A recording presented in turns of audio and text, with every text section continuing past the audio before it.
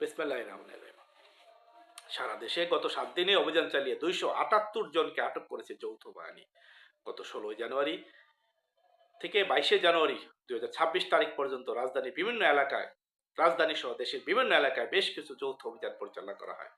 এই সকল যৌথ অভিযানে সন্ত্রাসী, মাদক ব্যবসায়ী, মাদকাসক্ত, ডাকাত সদস্য, কিশোর গ্যাং, চোরা কারবারি সহ মোট 278 জন সন্দেহভাজন অপরাধীকে হাতে নাতে আটক করা হয়। আটককৃতদের নিকট থেকে 22টি অবৈধ আগ্নেয়াস্ত্র, 822 রাউন্ড বিভিন্ন ধরনের গোলাবারুদ, 7টি ককটেল, দেশীয় অস্ত্র ও মাদকদ্রব্য উদ্ধার করা হয়। আটককৃতদের প্রয়োজনীয় জিজ্ঞাসাবাদ ও আইনি কার্যক্রম সম্পন্নের জন্য সংশ্লিষ্ট এলাকার থানায় হস্তান্তর করা হয়েছে। গতকাল আন্তঃবাহিনী জনসংযোগ অধিদপ্তরের এক সংবাদ বিজ্ঞপ্তিতে এ তথ্য জানানো হয়।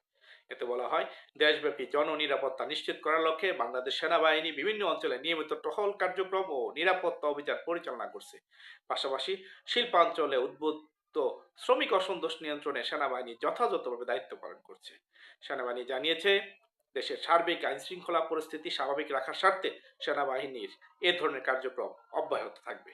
ধন্যবাদ সবাইকে।